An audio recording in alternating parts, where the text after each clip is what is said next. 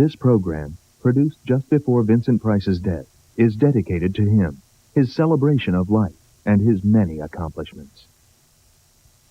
Remember Lon Chaney, Boris Karloff, Peter Lorre?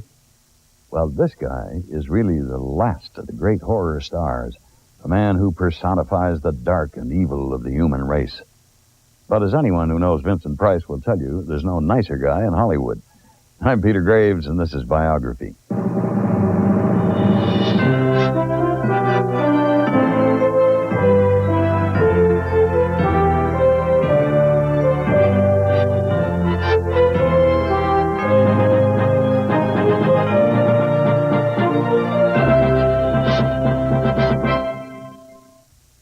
Vincent Price is a real-life Jekyll and Hyde. On screen, he's the acknowledged master of the macabre, the creep of creeps, who's played everything from homicidal husbands to demented doctors. Off camera, he is witty, urbane, a true Renaissance man. In any given year, you'll find Vincent acting in a couple of films, appearing in at least a dozen TV shows, touring in a play, collecting art, or writing a cookbook. But most of all, Vincent is a man who has never taken his career or himself too seriously. Good evening. I'm your host, Frederick Lauren. Since we're all strangers to each other, let's get acquainted with a drink, shall we? Vincent Price did so many movies that kids knew that then they would go see anything that he was in. He could open a picture. I warn the audience.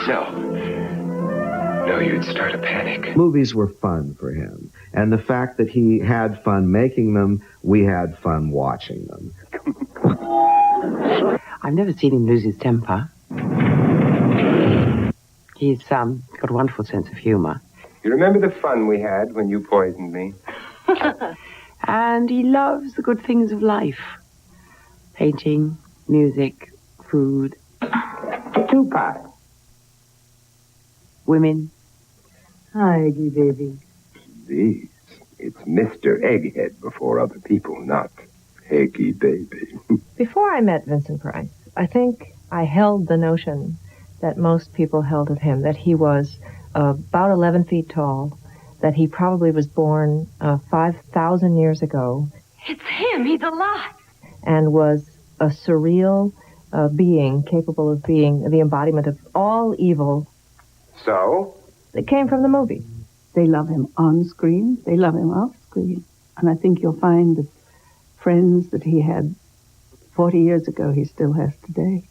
Vincent Price is probably the only actor in the history of films who could play murderers and drug addicts and necrophiles and still have America love him.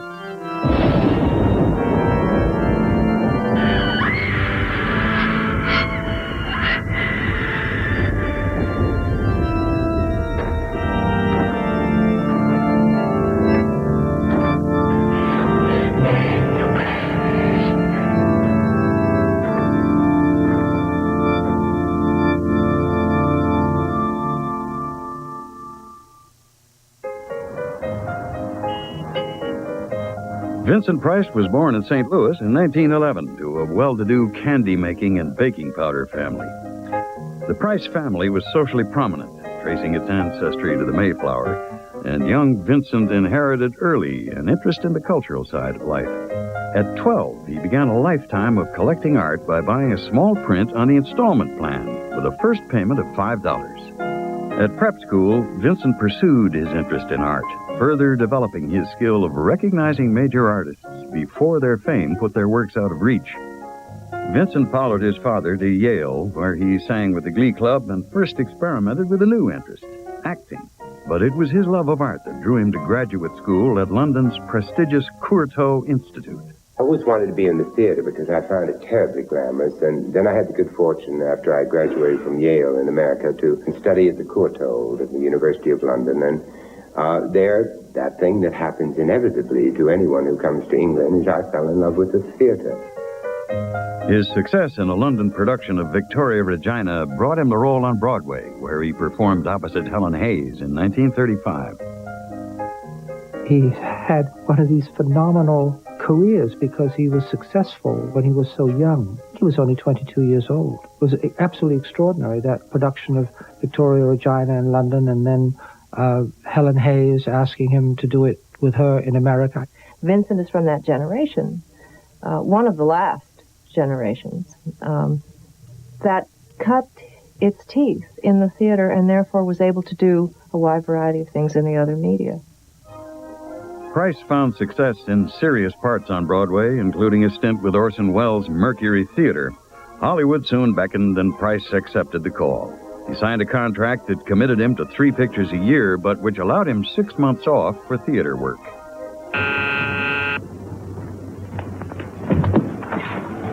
Bob. Helen. His first film was a screwball comedy in which he was completely intimidated by the established star, Constance Bennett. You're like a scared chipmunk. I was scared, but I'm not anymore. In 1938, he also married actress Edith Barrett, and 3 years later they had a son, Vincent Barrett Price. It seemed by now that young Vincent's father would remain a leading man on stage and screen, although acting was always in part a means to indulge his interest in art. In Hollywood, Price became part of the studio system, moving from Universal to Warner Brothers to 20th Century Fox, making picture after picture. In the film Tower of London, Vincent played the prince drowned in a wine vat by 2 actors who would long remain friends, Boris Karloff and Basil Rathbone. Boris and Basil were kidding me. You know, they're saying, what are you going to do in that vat? It's all such clean water and everything. So they said, we'll fix you. And they kept throwing cigarette butts and old Coca-Cola bottles, and anything they could find lying around the set was thrown into this vat. And when I got thrown into it, I had to go down to the bottom of it and hold on to an iron railing and hold on long enough for them to let the lid down and play a scene. And I said, well, what if the lid gets stuck? And they said, oh, don't worry, we got men with axes. And it did get stuck, but they finally got it open.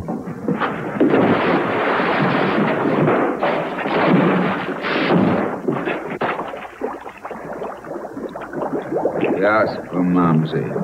Vincent's popularity grew throughout the 40s in films like The House of Seven Gables and his favorite, Laura. You're Laura Hunt, aren't you? Yes. I'm Shelby Carpenter. Want to dance? But it was the 1946 film Shock that first established Price's mastery in the role of villain. Shock is a film that Vincent Price did with Lynn Barry, and it was probably his first truly villainous role. You feeling any better today? I'm all right. There's nothing the matter with me. Miss Jordan tells me that you're still talking about some woman I'm supposed to have killed.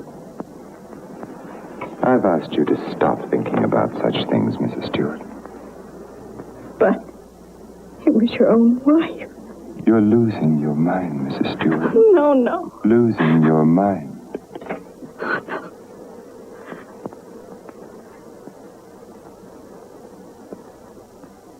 When I discussed the film with Vincent, he said that one of the reasons he was hired was that no one on the lot could memorize dialogue as fast and as accurately as he could. In the Gothic tale Dragonwyck, Vincent played his first fully hissable villain, foreshadowing his evil roles to come.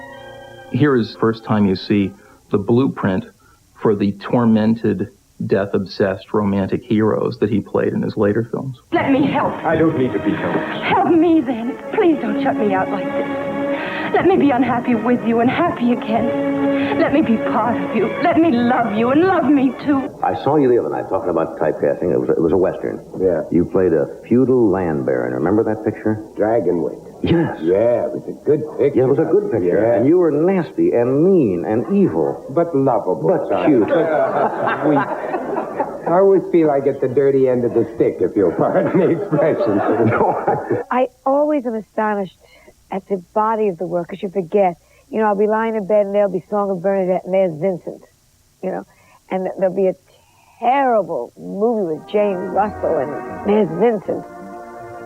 What a beautiful picture.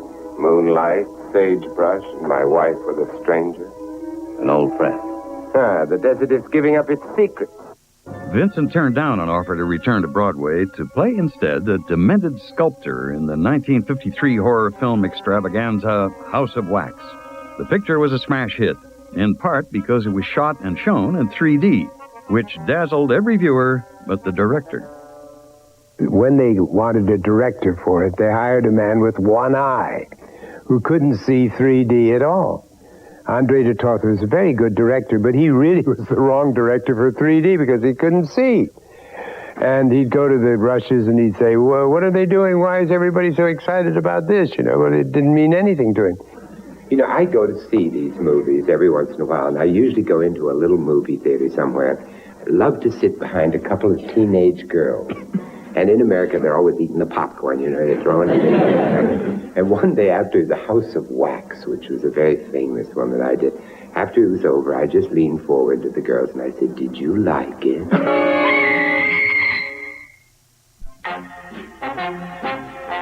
Vincent Price divorced Edith Barrett in 1948 and married fashion designer Mary Grant a year later.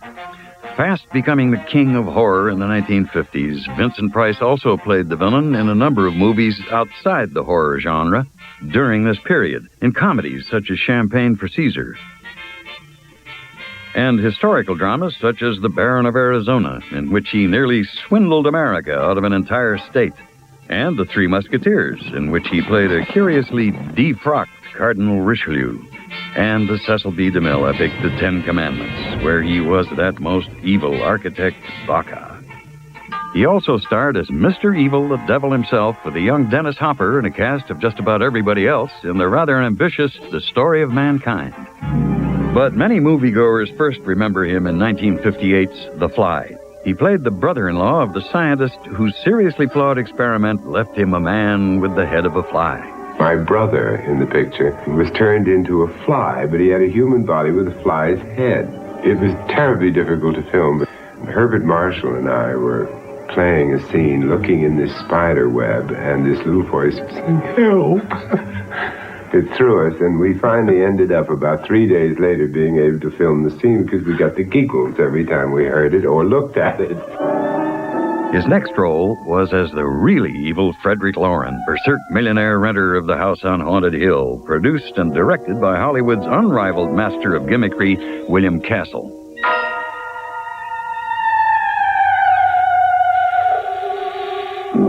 He wasn't a great movie director, but he knew how to put this kind of film together. I mean, he had wonderful wild ideas, like the House on Haunted Hill. I invite all these people to my haunted house. Well, he couldn't find a haunted house that pleased him, so he took one of the most famous Frank Lloyd Wright houses here in Hollywood and made this the modern haunted house. I'm Frederick Lauren, and I've rented the house on Haunted Hill tonight so that my wife can give a party. A haunted house party. She's so amusing. There'll be food and drink and ghosts, and perhaps even a few murders. You're all invited. Bill Castle was the consummate showman, and each one of his movies had a certain special gimmick with it. And with House on Haunted Hill, it was Emergo. Emergo was at a certain point in the film where the skeleton comes out of a vat of acid. The skeleton came out of a black box next to the screen and rose on a wire over the whole audience up to the projection booth. Well, everyone threw popcorn boxes at it, went crazy. But it was audience participation way before Rocky Horror or anything like that. So I was obsessed by it. I kept going back and seeing it over and over and over. And sometimes it would break, and the skeleton people would hit with a popcorn because it would get caught there, and it was bedlam in the theater. But everyone was 10 years old. It was a theater manager's nightmare. At last you've got it all. Everything I have. Even my life. But you're not going to live to enjoy it.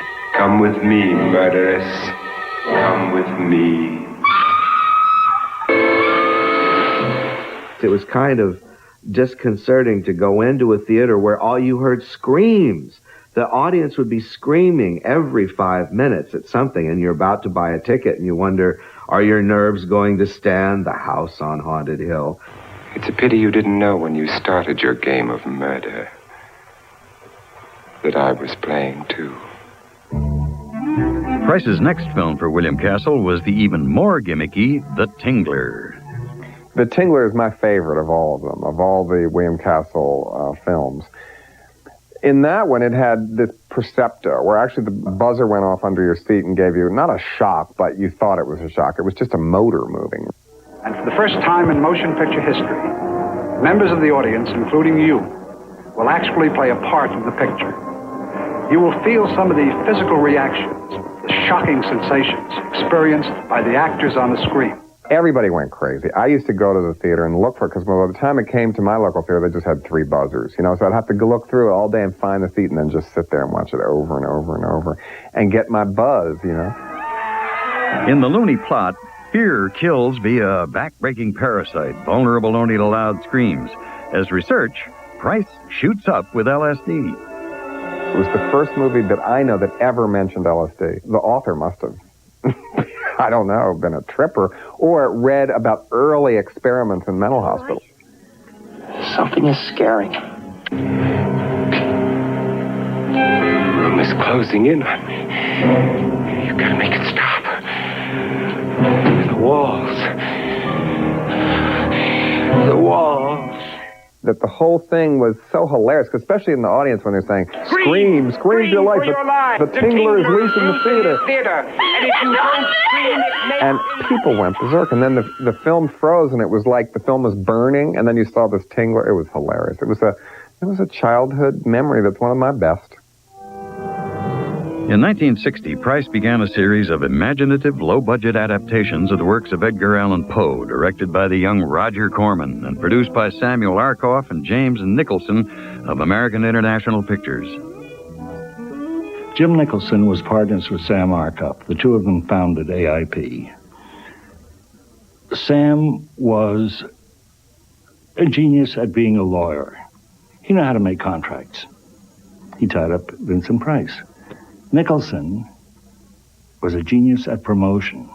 I always felt that it was a growing, but still a comparatively small company run by people who were very much interested in film itself as well as being interested in making a buck. I love Roger. You know, Roger did some incredible things for all of us.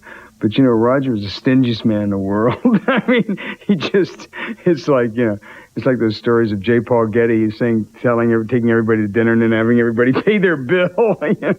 Roger had proved himself a really brilliant fledgling filmmaker, and this was his chance to really show it. Roger had a genius for hiring wonderful people. Corman would give us film. We could go out and direct second unit. He'd never pay us, but he'd give us film that we could use and cameras that we could use. So we all started out there, and Vincent was the one that was supporting the whole thing because he was starring in movies that were actually making money, the horror films. The first film in the Poe series was The Fall of the House of Usher. Price played Roderick Usher, the tormented master of the old New England mansion, determined to end his family's history of madness by entombing his sister. I felt that Roderick Usher was a man of intelligence, of sensitivity, of breeding. And Vincent, to me, has been the epitome of that type of actor. It was a gamble, and I think there comes a time in your career, in everybody's career, as you read about the actors that have made it in Hollywood, there comes a point where you suddenly say, money isn't everything. I want to take a gamble on something I believe in. I believe that the works of Edgar Allan Poe had never really been properly done. For hundreds of years, evil thoughts and evil deeds have been committed within these walls. The house itself is evil now. By 1960, Vincent Price was in danger of becoming typecast as a gothic horror film villain, and other kinds of roles simply were not being offered him. He was making horror films for AIP. My God, he's not good enough to be in our precious movies, and it's just that kind of business. Oh, I think Vincent is one of those people who's extraordinarily underrated by the profession. As a character actor, he successfully turned it into a career that lasted longer than it ever would have if he hadn't. Price realized that one way of keeping himself in demand was by sometimes adding a self-mocking, tongue-in-cheek approach to his portrayals of villainy, first in a new crop of gothic horror films. When Marlon Brando and the Mumblers came out, you know, that we were no longer in demand as sort of drawing room comedy actors. So the few of us who wanted to survive went into costume pictures, into Gothic tales, really, and they've been very successful. Vincent Price's next film for Roger Corman was a bigger box office success, although Price called his acting in it a bit hokey. Is that you, Elizabeth? The Pit and the Pendulum is one of those hand-wringing, very, very heavy on the sauce Vincent Price performances. In it, thanks to Richard Matheson's hopelessly fruity dialogue, you get the over-the-top performance that was to be Vincent's stock in trade. The blood of 1,000 men and women was spilled within these walls. Limbs twisted and broken, flesh burned black. You have the problem of playing something that is really unreal. Most of them are sort of almost like fairy tales, you know, and particularly the Edgar Allan Poe things, and you have to bring them to life. And you can't just play them straight or they don't come to life. They have to be overplayed.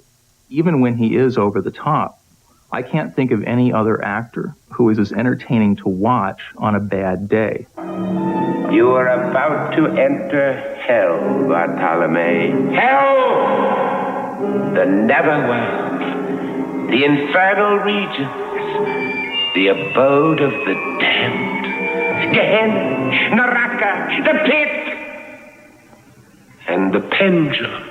When he goes over the edge, about a half an hour before the end of the film, you're seeing Vincent at the peak of his good qualities and also of his bad qualities.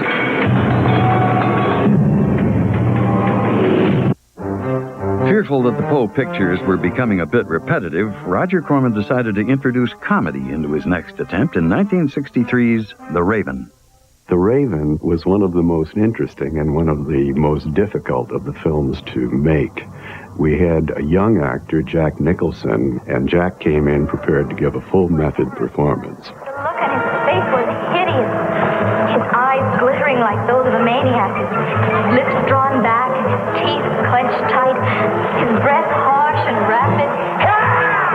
We had Boris Karloff, who was trained only in the classical field and came in ready to give the exact performance written in the script and nothing else.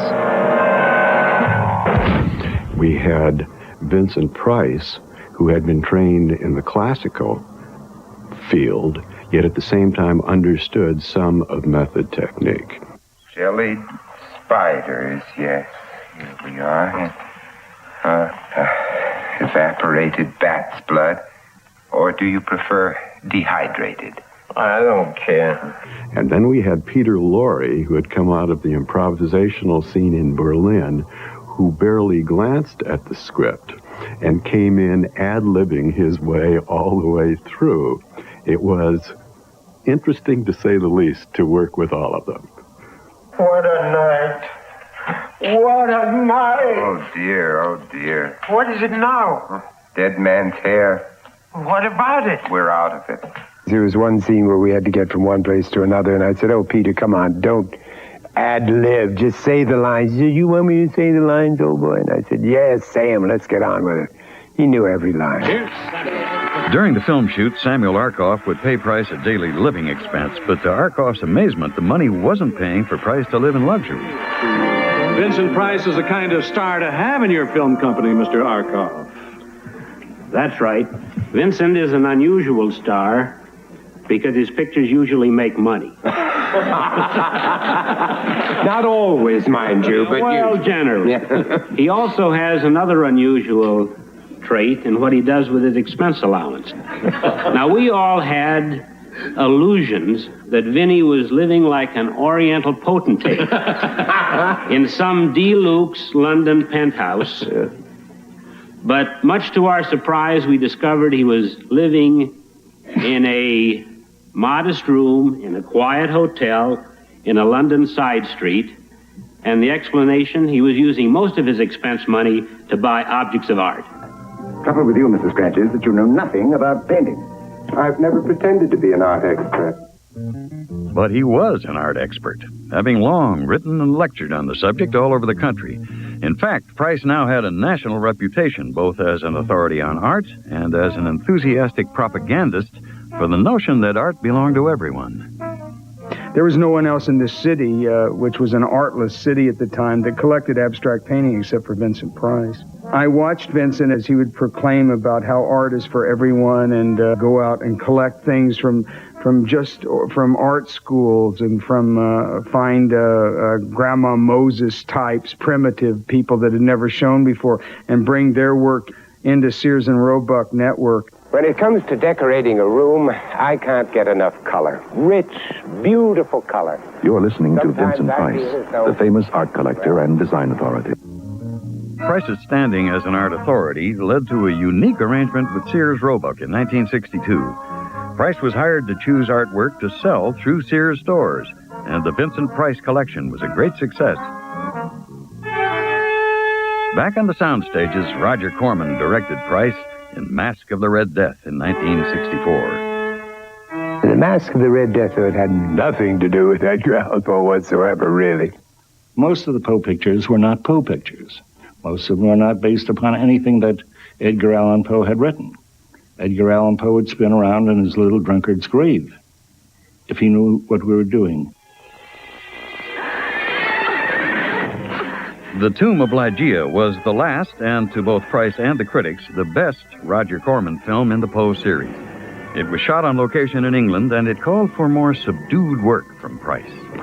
Vincent and I discussed his role in the Tomb of Ligeia extensively before shooting, and we decided to bring his characterization back a little bit. In addition to shooting in the countryside, the picture turns somewhat into a love story. You must trust me. Give over your will to mine.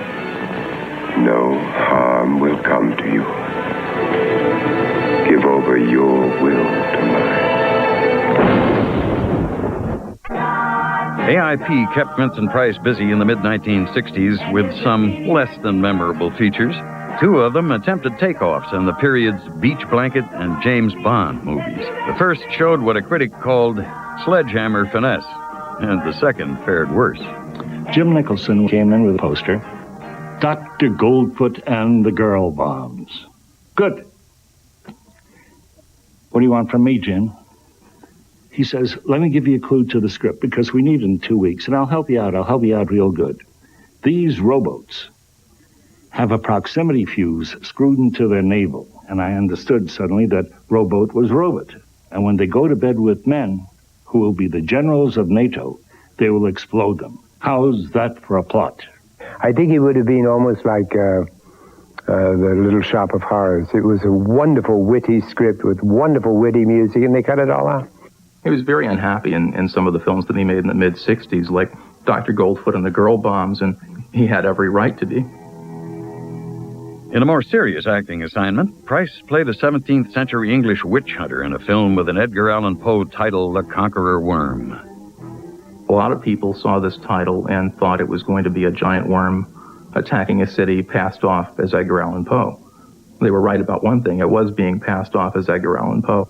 There was a poem, Conqueror Worm, that Edgar Allan Poe had written. Jim Nicholson, president of AIP, discovered the poem, and he had Vincent recite it at the end. That's how it became another Poe picture. So by the time that film came, we thought we knew what a Vincent Price performance was. And instead of getting the sort of friendly uncle figure who was saying, look what a good time I'm having, don't you wish this could be you on the screen having this great time, we got someone whose lap we certainly wouldn't want to be sitting on at all. You will each be tied in a prescribed fashion and cast into the moat. The most violent and bloody of Price's horror films required a tight, non-comic performance pulled from the actor with some resentment by the troubled young English director Michael Reeves, who later took his own life. Reeves really got all our backs up. I mean, he'd come to you and say the one thing that you shouldn't tell an actor that gives him no security at all. And we didn't get on at all, but I agreed with what he wanted. I think I understood what he wanted. And I think it's one of the best performances I've ever given, plus the fact that I think it is a classic picture of its kind. Price refused to let his unhappiness with the director interfere with his usual warm relations with the crew. We had a crew that came out, as most pictures do when you're on location, to cook your lunches, to cook your dinners or whatever, and everybody would line up. It never showed up. The catering van never showed up one day. Vincent got into the roles that we had assigned to him, went into town, bought food, went into the kitchen of the hotel, cooked food for 60 people, and it was great, and I think that's a sign of graciousness. Price may have been one of the most forgiving actors in Hollywood, but he felt he was often being given bad scripts by producer Sam Arkoff, and his anger broke into the open at a film wrap party, as director Gordon Hessler recalls. Vincent said, look, I'm not coming to this party if Sam is there. You know, I said, you've got to come. This is your 100th picture party. You've got to cut the cake. That's what you're there for. So he finally agreed to come. And when it came to cut the cake, we were looking around for the knife. And we couldn't find it. So where's the knife? Where's the knife? So Vincent said, take the knife that's in my back. And use that to cut the cake. But Price was never totally dependent on Arkoff. He was also getting a great deal of television work throughout the 50s and 60s. Thought you could get away from the old professor, didn't you? Didn't you? You know, we do what we can to keep working. My name is Dr. Sigmund Freud. Sigmund Freud? LLD, LLD, LLD. What's that stand for? La-di-da-di-da-di-da. Suddenly, when you say to somebody doing a retrospective of Vincent Price's career, did you also know that he did the Mod Squad, you know, or like appeared on Hollywood Squares, or something will come up for which Vincent might say, oh, please, I'll actually pay you not to mention those things. And I do many very distinguished things on television.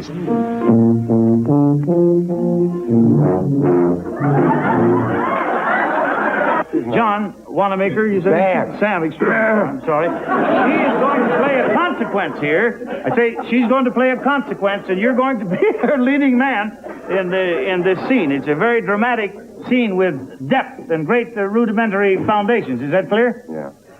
Yeah. Comedy is essential to his acting. He chooses very carefully his moments to go just a bit over the top.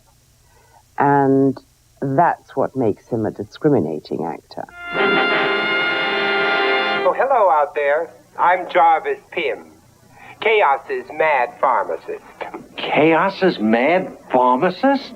Yes, that's right. I thought some of you might be wondering about all those strange dreams that everybody is having. Well, they're not dreams. They're hallucinations caused by a miracle drug that I have discovered. Now, you can imagine what that would do to your government. Every high-ranking official, excluding no one, would be reduced to a raving lunatic. You fiendish devil! Expletives will get you nowhere, my cowled crime buster. Instead of saying effervescent, he'd say eggfervescent. He'd say exactly. He would say ecstasy. He would say exquisite. Price won enthusiastic reviews in a 1971 box office hit as the significantly disturbed Abominable Dr. Phibes. The film was advertised with the line, "Love means never having to say you're ugly." Touché, Dr. Phibes. And as another victim falls, the world awaits your next blow of vengeance.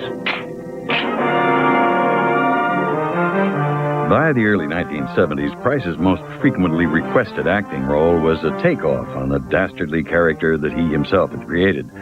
But he was always perfectly willing to laugh along with the audience, particularly when such roles kept him so busy. Well, actually, you see, the thing that made it difficult was that, pardon me, this keeps falling off all the time. You know, when you smoke in bed, you get these terrible things happen to you. But he let you know that he was winking. But that's what made it so endearing. In one of the roles Price played in his next film, Theater of Blood, he combined his acting and cooking skills, to the horror of Robert Morley. Where are my dogs? Where are my babies? Well, if Monsieur cannot do without his dogs, then he shall have his dogs. Perhaps...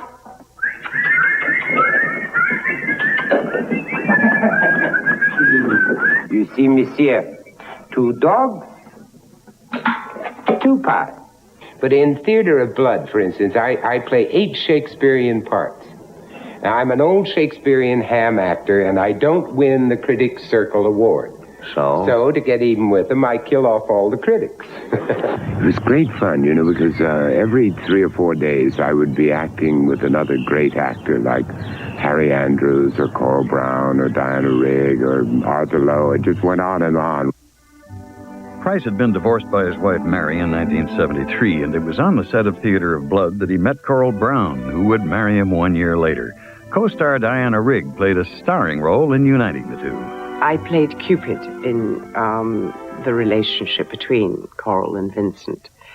For two people in quite late years, they were remarkably shy about each other, and it was very dear. I'm very uncomfortable.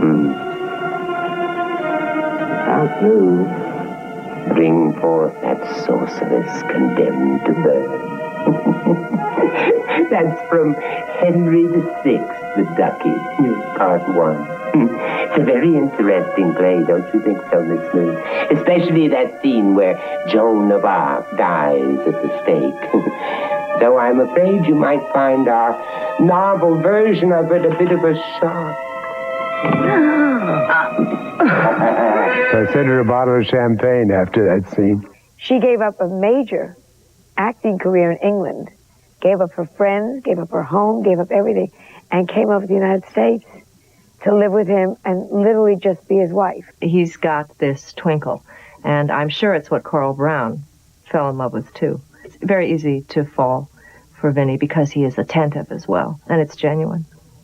To be around Vincent and Coral as a couple was really just a ravishing experience because she was so wildly funny. In 1976, Vincent appeared on stage in a production of the comedy Charlie's Aunt with Coral and actress Joanna Gleason.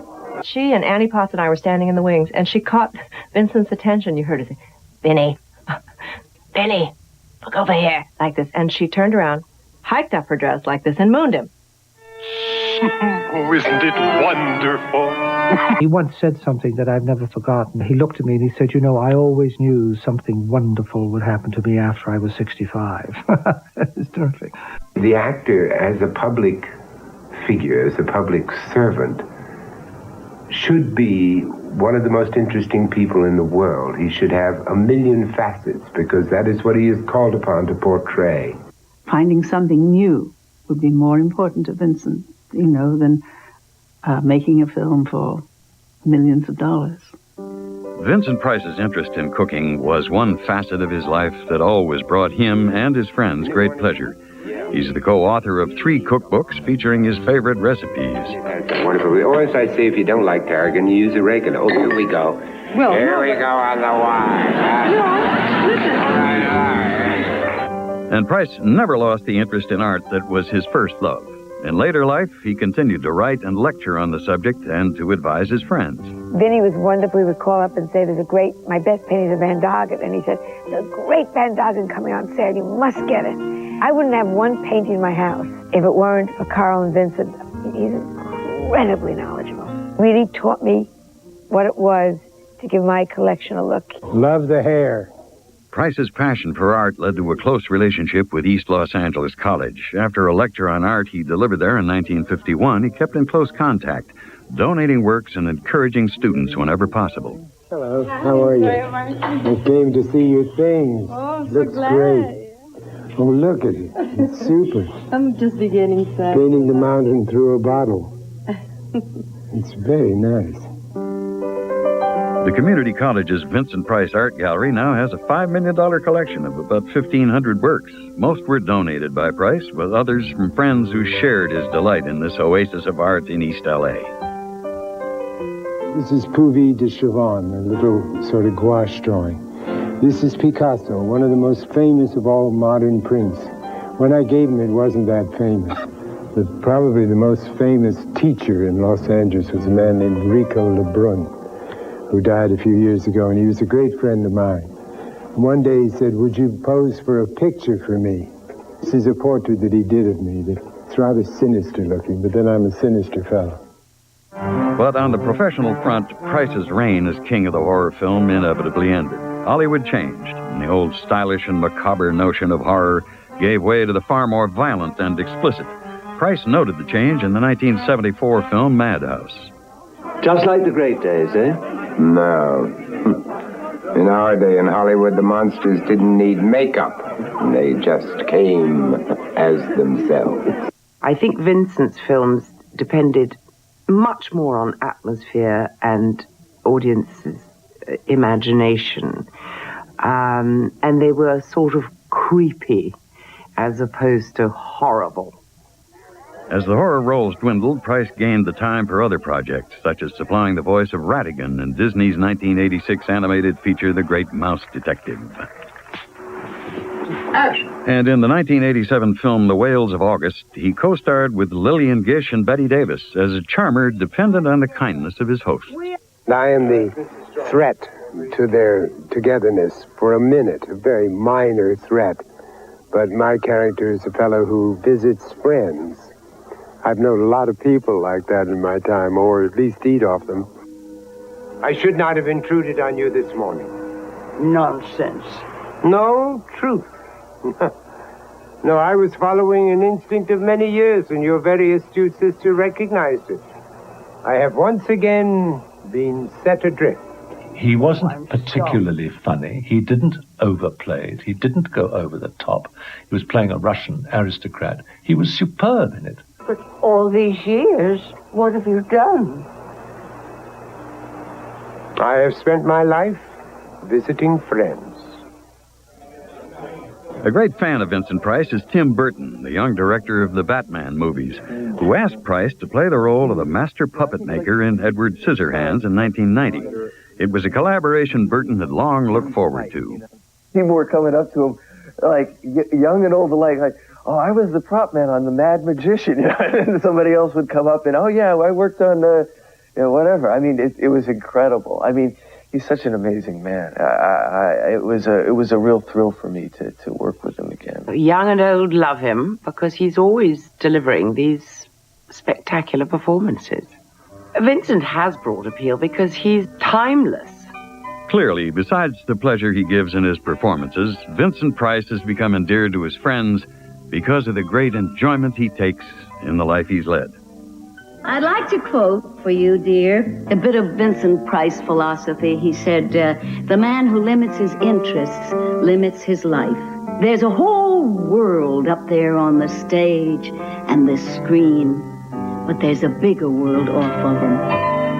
After all, he knows we're just actors, and so he doesn't give it any kind of self-importance beyond what it requires for the role. My feelings towards Vincent, of course, are those of great affection and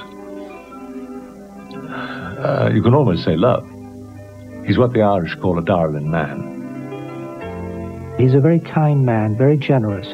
He also has an incredible spirit and a pristine character. He's a marvelous, marvelous man. He's a great lesson in life. Oh, I think I've lived a wonderful life. I really have. I've been in the arts and in the entertainment business, and I've written cookbooks, and I've done all kinds of things. I'd sort of like to be remembered for a fellow who took a crack at everything. It's difficult to pick a favorite Vincent Price performance, but maybe his most unique contribution to the world of movies is his style and his humor. In each of his films, Vincent seems to be winking at the audience and showing us just how much fun he's having. I'm Peter Graves for A&E. Until next time on Biography.